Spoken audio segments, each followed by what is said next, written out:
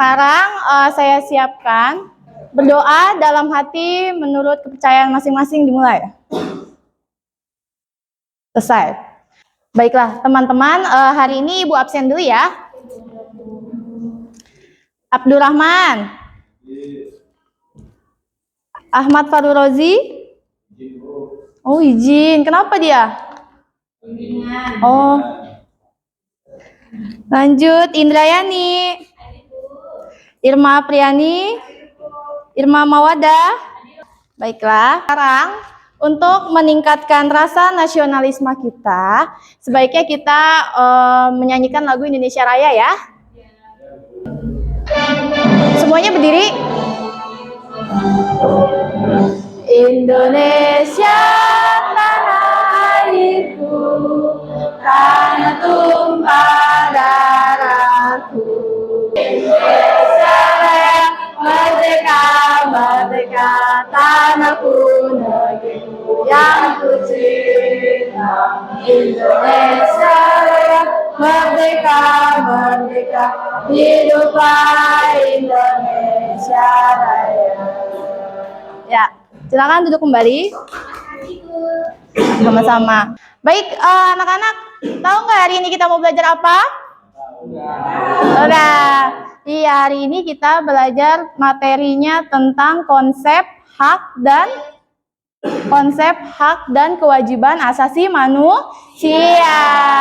Nah, adapun tujuan pembelajarannya. Yang pertama, peserta didik mampu memahami konsep hak dan kewajiban asasi manusia. Yang kedua, peserta didik mampu menyajikan hasil analisis konsep hak dan kewajiban asasi manusia. Sekarang kita masuk ke materi ya anak-anak. Nah, sebelumnya kita perhatikan pernyataan fakta ini. Yang pertama, orang dilarang menghilangkan nyawa orang lain atau nyawanya sendiri sekalipun. Jika terbukti melakukannya, negara akan mengenakan tindakan hukum. Ya, yang kedua silakan dibaca Irma Mawadah. Yang kedua itu, tidak ada satu bangsa pun di dunia ini yang rela dijajah bangsa lain. Negara-negara yang pernah dijajah pun selalu berusaha membebaskan diri dari belenggu penjajahan tersebut. Iya. Yang ketiga, ayo Sasti dibaca silakan.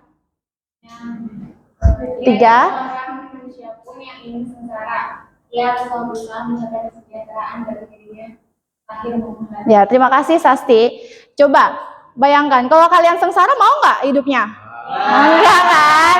Nah, makanya, jadi tiada seorang manusia pun yang mau hidupnya sengsara ya. Lanjut. Nah, dari pernyataan ketiga tadi dapat disimpulkan berarti hak asasi manusia itu pada diri manusia selalu melekat 3 hal. Ya, ini hidup, terus kebebasan, kebahagiaan. Ketiga hal tersebut merupakan sesuatu yang sangat mendasar yang harus dimiliki oleh manusia. Nah, ketiga ini tuh harus dimiliki oleh manusia ya. Yang pertama hidup, kebebasan, dan kebahagiaan. Nah, ada yang tahu nggak apa yang dimaksud hak asasi manusia? Nggak tahu ya? Iya nih, saya jelaskan. Jadi, secara sederhana, hak asasi manusia itu adalah hak dasar manusia menurut kodratnya. Jadi nih, dari kita lahir sampai kita besar, itu kita harus mempunyai hak asasi manusia. Jadi itu dari lahir kita sudah ada hak asasi manusianya ya. Nah, nih contoh hak asasi manusia. Hak kalian sebagai pelajar adalah apa? Ada yang tahu nggak? Iya, betul. Betul, mendapatkan ilmu, mendapat nilai. Nah, jangan lupa kalau di keluarga apa contohnya kalau di keluarga? Iya, kasih sayang. Terus ada lagi? Oh, cinta. Iya, betul. Uang jajan ya. Nah, nih, hak asasi manusia di Indonesia sudah ada dasar hukumnya. Kita baca bareng-bareng ya. Menurut Undang-Undang Republik Indonesia Nomor 39 Tahun 1999, hak asasi manusia adalah seperangkat hak yang melekat pada hakikat dan keberadaan manusia sebagai makhluk Tuhan yang Maha Esa dan merupakan anugerahnya yang wajib dihormati, dijunjung tinggi, dan dilindungi oleh negara hukum, pemerintah, dan setiap orang demi kehormatan serta perlindungan harkat dan martabat manusia. Pendapat ahli tentang hak asasi manusia. Yang pertama ada Jan Matterson, anggota Komisi Hak Asasi Manusia Perserikatan Bangsa-Bangsa. Dia merupakan anggota PBB. Dia mengartikan HAM sebagai hak-hak yang melekat dalam diri manusia. Dan tanpa hak itu, manusia tidak dapat hidup sebagai manusia. Nah, dari pengertian tersebut, maka pada hakikatnya dalam HAM terkandung dua makna. Jadi ini menurut si Jan Matterson ya. Yang pertama, HAM merupakan hak alamiah yang melekat dalam diri setiap manusia sejak ia dilahirkan. Tadi sudah saya sebutkan ya, berarti anak baru lahir pun dari bayi, dari dalam kandungan, itu sudah mendapatkan hak asasi manusia, kayak gitu ya. Yang kedua, HAM merupakan instrumen atau alat untuk menjaga harkat dan martabat manusia sesuai dengan kodrat kemanusiaannya yang luhur. Nah, sekarang ada ciri-ciri khusus hak asasi manusia sebagai berikut. Yang pertama, hakiki. Artinya, hak asasi manusia adalah hak asasi semua umat manusia yang sudah ada sejak lahir. Coba Akbar bacakan yang B. Artinya hak manusia berlaku untuk semua orang tanpa memandang status, bangsa, gender, atau perbedaan lainnya. Iya, kan sekarang kita membahas tentang kewajiban asasi manusia. Makna kewajiban asasi manusia itu sudah ada dasar undang-undang dasarnya ya di negara kita, yaitu ketentuan pasal 1 ayat 2 Undang-Undang Republik Indonesia nomor 39 tahun 1999 tentang hak asasi manusia, menyatakan kewajiban dasar manusia adalah seperangkat kewajiban yang apabila tidak dilaksanakan tidak memungkinkan terlaksananya dan tegaknya hak asasi manusia. Nah, dengan demikian kewajiban secara sederhana dapat diartikan sebagai segala sesuatu yang harus dilaksanakan dengan penuh tanggung jawab. Begitu ya. Nah, hak dan kewajiban asasi merupakan dua hal yang saling berkaitan. Keduanya memiliki hubungan kausalitas atau hubungan sebab akibat. Seseorang mendapatkan haknya dikarenakan dipenuhinya kewajiban yang dimiliki. Jadi si hak dan kewajiban ini tidak bisa hanya satu saja melaksanakannya. Misalkan adik melaksanakan haknya saja tapi kewajibannya enggak. Itu enggak boleh kayak gitu ya, karena harus memiliki hubungan sebab akibat ya. Nah, contohnya seorang pelajar mendapatkan ilmu pengetahuan pada mata pelajaran tertentu sebagai salah satu akibat dari dipenuhinya kewajiban oleh guru, yaitu melaksanakan kegiatan pembelajaran di kelas. Nah, haknya itu siapa? Haknya itu si seorang pelajar. Kewajibannya siapa? Guru ya. Guru berkewajiban untuk mendidik anak-anak kayak gitu ya. Nih, contoh kewajiban asasi manusia di lingkungan sekolah. Gambar yang pertama dia lagi ngapain sih anak-anak? Bersih-bersih. Nah, itu merupakan termasuk kewajiban dari seorang pelajar ya. Membersih-bersih atau piket gitu ya. Iya, menjaga lingkungan, betul. Yang kedua apa? Bersih-bersih juga atau bergotong royong dan bekerja atau kerja bakti gitu ya. Iya, itulah hak kewajiban. Nah, kalau kewajiban di rumah apa sih? Peserta didik di rumah beres-beres, terus nyuci, iya, menghargai pendapat orang di rumah gitu ya. Terus apalagi? Wajib mengikuti aturan orang tua. Nah, menghormati orang tua gitu ya. Nih, hak dan kewajiban asasi manusia pasti ada juga tantangannya. Sering terjadi pertentangan karena hak dan kewajiban tidak seimbang. Misalnya, setiap warga memiliki hak dan kewajiban untuk mendapatkan penghidupan yang layak. Akan tetapi, pada kenyataannya banyak warga negara yang belum merasakan kesejahteraan dalam menjalani kehidupannya. Hal ini disebabkan oleh terjadinya ketidakseimbangan antara hak dan kewajiban. Yang tadi saya bilang, hak dan kewajiban memiliki hubungan sebab akibat atau kausalitas.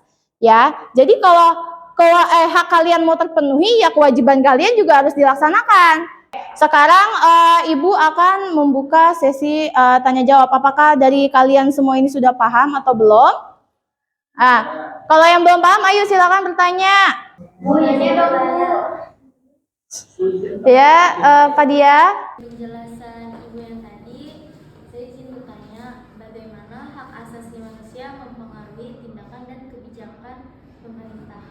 Oh iya, ya langsung saya jawab ya. Jadi si pemerintah ini juga berfungsi untuk melindungi hak-hak individu.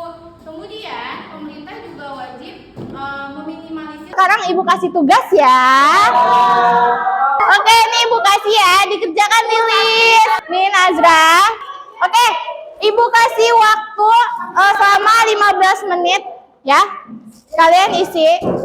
Kita nyari jawabannya dari referensi yang tadi Ibu kasih ya, bahan ajar, buku paket digitalnya, sama dari internet yang lainnya juga nggak apa-apa dari sumber. Anak-anak, waktunya sudah habis ya. Sekarang Ibu pengen mendengarkan jawaban dari Ade. Ayo Ade, silakan dijawab nomor 1. Oke, nomor 1. Carilah definisi hak dan kewajiban asasi dari beberapa pendapat pakar. Yang pertama, Miriam Budiarjo. Iya. Definisi hak asasi manusia yakni hak asasi manusia adalah hak yang dimiliki setiap orang sejak lahir. Kemudian definisi kewajiban asasi manusia, kewajiban yang dimiliki oleh setiap insan di dunia yang berlaku untuk semua orang dan bersifat universal. Oke, anak-anak, berkaitan dengan materi kita hari ini yaitu konsep hak dan kewajiban asasi manusia, Ibu akan memberikan satu analisis soal yang berkaitan tentang materi tersebut. Soalnya Ibu tulis di papan tulis ya.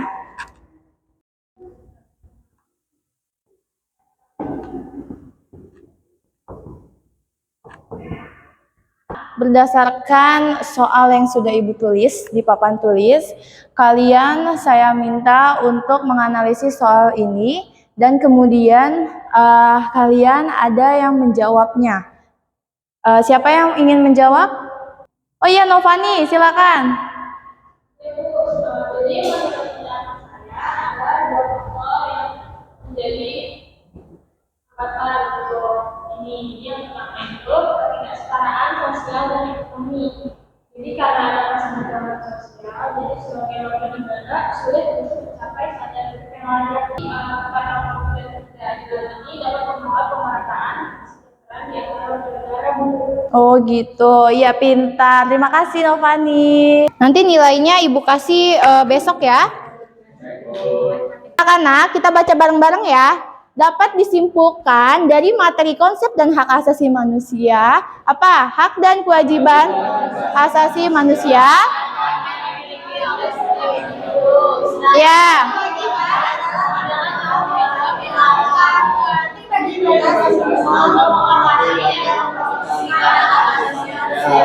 Betul. Oke, ayo nyanyi bareng-bareng. Liriknya bisa dilihat. Cikini ke gondang dia, hari ini kita belajar bersama. Cikampek, Tasikmalaya, hati pun capek, hatiku bahagia. Jakarta ke Jayapura, mari belajar dengan penuh sesama. Madura sampai Papua. Iya. Oke, terima kasih anak-anak. Ibu mau tanya bagaimana perasaan kalian hari ini? Gambar pertama, kedua, ketiga, apa yang mana? Oh, yang gini yang iya. Sekarang Ibu mau melakukan refleksi. Kita ini lagi ya, Ibu tanya ya. Tadi kita materinya apa sih? Konsep hak dan kewajiban asasi manusia. Pintar, berarti dari tadi memperhatikan ya anak-anak Ibu. Sekian dari materi Ibu. Untuk materi selanjutnya akan dibahas tentang substansi, konsep, dan hak asasi manusia. Oke, terima kasih dari Ibu. Sampai jumpa. Tetap semangat ya anak-anak. Semangat, tetap semangat ya. Terima kasih. Sampai jumpa. Wassalamualaikum warahmatullahi wabarakatuh. Dah.